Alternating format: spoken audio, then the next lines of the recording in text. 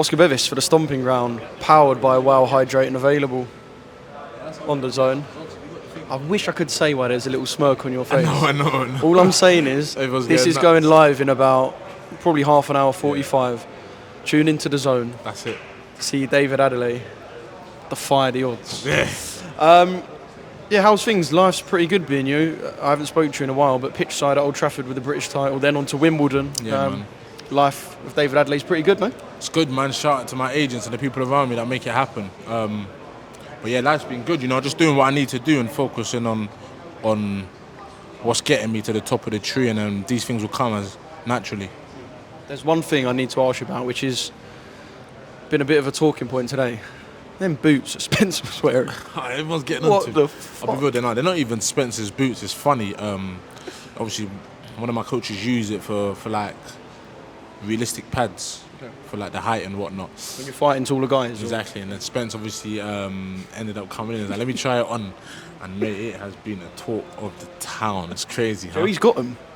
Who does? He was wearing them earlier. He's got them today. Does he? Yeah. Oh yeah, they probably gave it to him. Then yeah, my coach probably gave it to him, and then he's been walking around with it.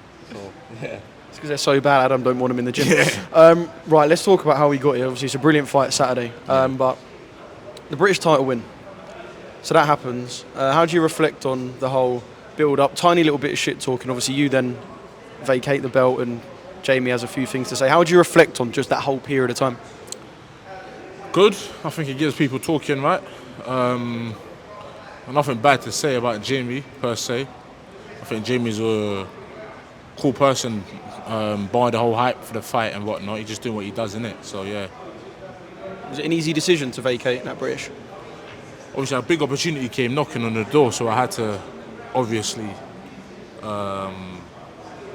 vacate it if I wanted to obviously get to a higher position. And yeah, obviously for me it was about, what do I want to do? Do I want to stay at the British level, or do I want to move forward into bigger and better things? And yeah, moving forward into bigger and better things was obviously on the agenda. So the British title was a beautiful and prestigious belt to hold, though. So I'm happy to be in the history books to actually fight for it. Well, and won it. You're a fighting man, so this is probably a bit of a stupid question, but when there's the chance to step up the levels, was it always a straight yes, or was it, look, you're not an old dog, it's not like your time's running out? Was there, actually, let me have a little think, because it's not like you're not going to get there? Or was it always, actually, if I can go that way, I'm going? Yeah, that's a good question. It was, like you said, I got age on my side, but look, I believe in myself. I want to get to the top of the tree, and look, to get to the end destination, you're gonna have to overcome some obstacles. You're just another obstacle in the way. So, and good thing is as well, you're not playing down Filip Hrgovic, because a lot of fighters want to play a fighter down, and then when they win, they want all of us to credit them for the win. Exactly. You go and beat Hrgovic, you'll get the credit because you're saying, look, I'm fighting a guy who is levels above what I thought, right? He's levels above, obviously, someone I've been in the ring with. He's at the top of the tree for a reason. He's there doing what he does. I'm there doing what I do. I'm kind of glad we're meeting, if that makes sense, because obviously a lot of people are overlooking me, so I get to show everyone how good I really am.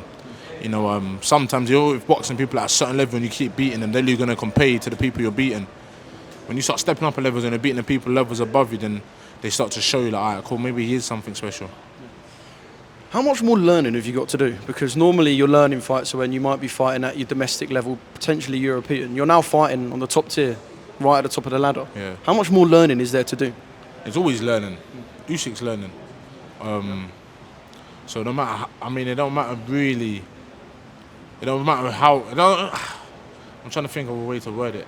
It don't really matter where you are in your career, right? You're always going to be learning. It goes back to the saying: the more you know, the more you realise you don't know. If I say I know it all, then it means I don't know nothing. If I don't got to say there ain't that much learning to do, then I'll be in trouble. I can be a better fighter all round, so I'm always going to be learning, and I think that's my coach's job to make sure he kind of brings it out of me. I spoke to Filip on Zoom the other day. Just doesn't rate your skill set. He was pretty upfront. He just went, don't really rate what I've seen. Is he downplaying you from a games perspective, trying to make you think, oh, this guy's taking me lightly? Or do you think he genuinely thinks, nah, I'm not a fan of what I've seen? Maybe, don't know. But we're fighting now, aren't we? He's at a full camp, so if he didn't rate me, I hope he hasn't been training. It makes it easier for me. Stay out, go partying, do what you're doing. But he's at a full camp. So you can't come out here doing all of this cool stuff and that, and then going into training and having a full camp doing certain things. Of course you rate me. So The stage of his career that he's at, he wouldn't take a fight if he didn't rate you, right? simple as You that. don't want to be fighting guys that he doesn't rate or... Simple. Yeah. Simple as that. I think he thinks he's something he ain't. You see him, he walks around, he starts pouting like a woman on Instagram. It's just like, yeah, he thinks he's something he ain't. I asked him if you're going to be the hardest puncher he's been in with, which when he hasn't been hit by you is Yeah, a bit of a course, weird it's hard- question. Yeah. But he said he's like not even close. If you look at the list of guys he's fought, do you humbly agree with him or do you go, you wait and see? Do Wait and see. you think you hit harder than Zhile Zhang? Different types of power. He may be, obviously he's heavy. He walks around about 30 kilos heavier than me, so it may be, his shot might be a bit more blunt, but mine's just more snappy and sharp. So it just depends, innit? Zhile Zhang dropped him, couldn't finish the job. You know, look, you slip up against me, trust me, I'm gonna finish my dinner. How itchy are them knuckles now? Trust me, man. Like I said before, man, these guns don't jam. It's not like you've been majorly inactive either. It's not like you're coming off of a 2-year layoff. Like No, yeah, the I've been TKV active. fight was 100%. feels like We've not both that been long ago. active, so there's no excuses. We both had a full camp.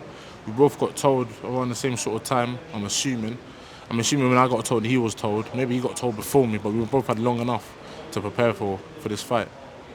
Why the Joe Joyce sparring partner? Same sort of size. That was Nothing to all do in with the set. fact that he fought Philip and you was maybe picking his brains or Nah, I mean I know what I know already when I see him. So yeah, it doesn't really matter. what have them spars been like? I can imagine they're pretty tasty to watch. Yeah, they are. I mean, I bet you'd love to be a fly on the wall for that one. But yeah, they're very good. Do you always spar with that real intent? Because I was watching some sparring the other day and they were really going for each other down at Tibbs' gym and he was like, there's no point sparring if you're not going to recreate what might happen in the ring. Simple. Right? Is how you see it? Do you go into these spars, even if it's someone you know well, you're friends with, do you go in like, let's make this a real fight situation, let's actually go? Sparring kind of replicates the fight, so you're going to go through it in the fight. There might be a time when you're doing certain things in a certain round. All right, this round I want to see this, or this round I want to see that, but majority of the time we're sparring to take each other's heads off. Yeah. Do you take Philip's head off on Saturday? Saturday night, 110%. I'm looking forward to it. I think it's a fucking brilliant matchup. I think it's a good matchup as well. Have you seen that in the excitement around as well? No, I'm not really focused on it. I think, Do you put yourself away from socials? yeah. No, not even that. I put myself away from it. It's just, I just don't know. Like, it doesn't really preoccupy my mind. I don't need to think about it too much. We're going out there, we're focused. We're gonna have a fight, and yeah, that's about it. It's a good heavyweight ding dong. I know it's your fight week, so sorry, but I've got to drop this in there. Itauma-Whyte. Sort of matchup you see in there. I'm hearing real different things like old dog, young dog. Dillian looks in good shape. What are you kind of seeing? I haven't really been focused on it, if I'm honest. Makes sense, yeah. Obviously, I'm focused on my opponent, and that's about it, really. Can I pick you for a winner or? I think it'll be a Itauma early or Dillian late. Yeah.